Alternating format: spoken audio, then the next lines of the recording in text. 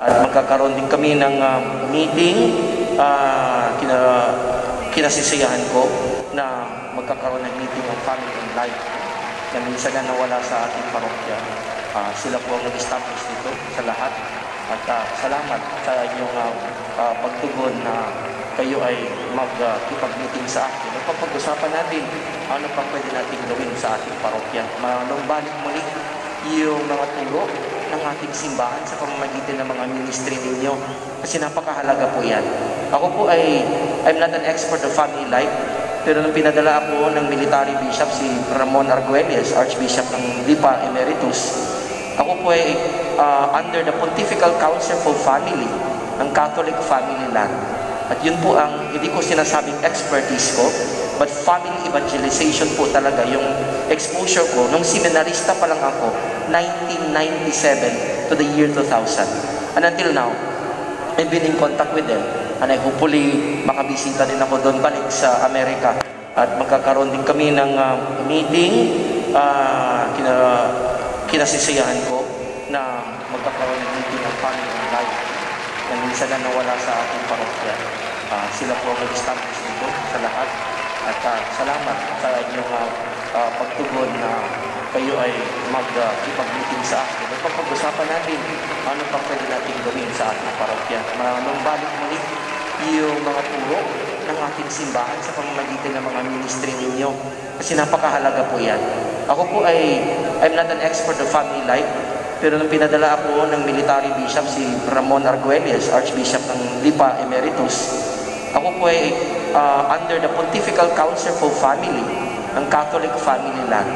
At yun po ang, hindi ko sinasabing expertise ko, but family evangelization po talaga yung exposure ko. Nung seminarista pa lang ako, 1997 to the year 2000.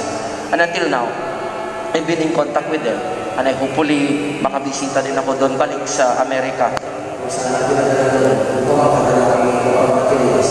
I have evangelization materials dito ng Tagalog nakalagay sa CD. Kailangan ko ng expert na pwede ilagay ko sa USB para siguran na natin family hour. At napakaganda yung kompleto. May rosary na, may mga turo sa simbahan na sa pamamagitan ng Francis Cardinal Paransi at sa nagsasalita si Archbishop sa Villegas, Archbishop Ramon Arguelles at Father Mary, and then ito po, rosary, and then exhortation si St. Pope John Paul II at Mother Teresa of Calcutta. Kasi yung mga spirituality that time sa US is under the spirituality of St. John Paul II, Marian Family and Eucharistic Center. Yun po yung spirituality namin. At sana ano natin dito sa ating parokya upang mayroon tayong alam bilang mga Katoliko, hindi lang yung kung ano-ano lang, nakapagsimba ka, okay na. At least, mapalalim natin ang ating pananampalataya.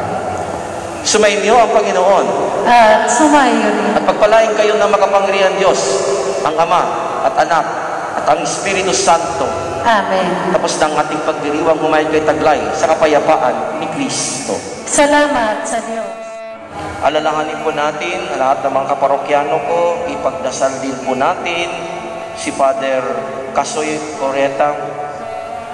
Ngayon po anibersaryo niya pagiging pari. Siya po nagpatayo nitong simbahan na ito. Let us give the credit to him.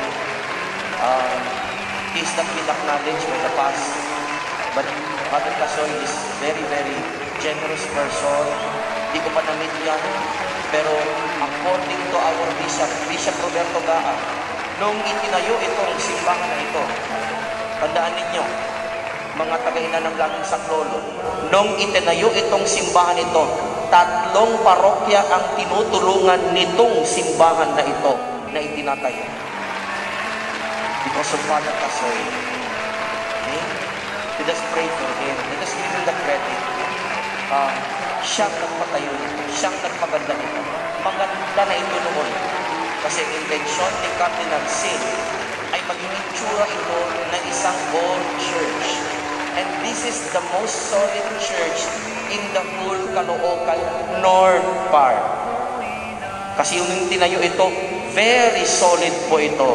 Napakamatibay nito. Pangalawa, I would like to also to be thankful kaila ni Sister Celeste, ang kanyang komunidad, at ang mga family in life na nagbigay at nag-ambak din ng sarili. Salamat sa inyo. Hindi ko pa kayo nakakausap, pero handa po akong makikipag-usap sa inyo at welcome po kayo sa parokyang ito. This parish needs to be united again.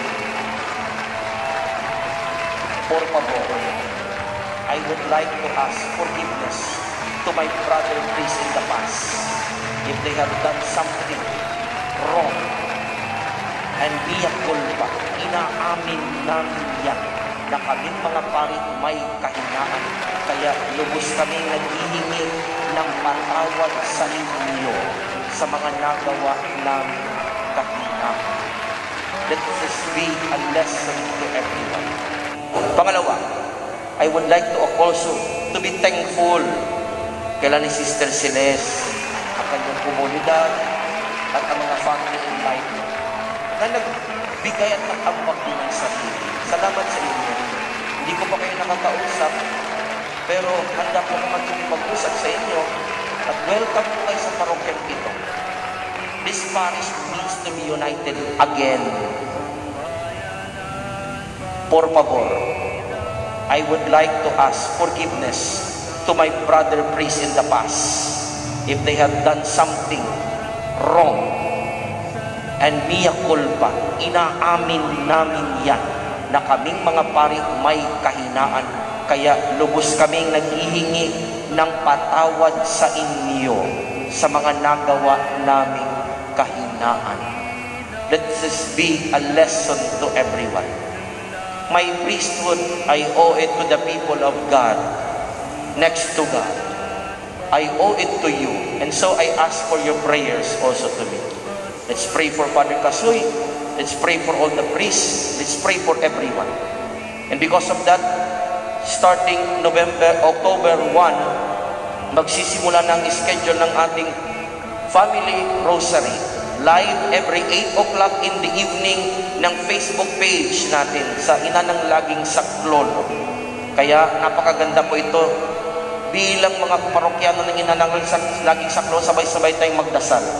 October 1, this will be led to us by the Gonzales family, package 2. October 2, led by Paula and Padua family, package 1. October 3, Turingan family, package 3. October 4, Kabudoy family, package 4. October 5, Francisco family, package 5. October 6, Elamil family, package 5A.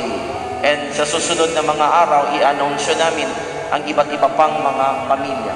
Hanapin nyo lang ang Ina ng Laging Saklolo parish page at tayong lahat bilang isang parokya magkaisang magdasal ng banal na Santo Rosario, pinanumumunuan ng mga pamilya na nabanggit ko at ang mga sumusunod pa.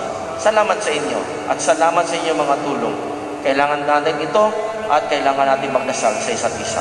Sumainyo ang Panginoon At sumainyo at pagpalain kayo ng makapangyarihan Diyos ang Ama at Anak at ang Espiritu Santo.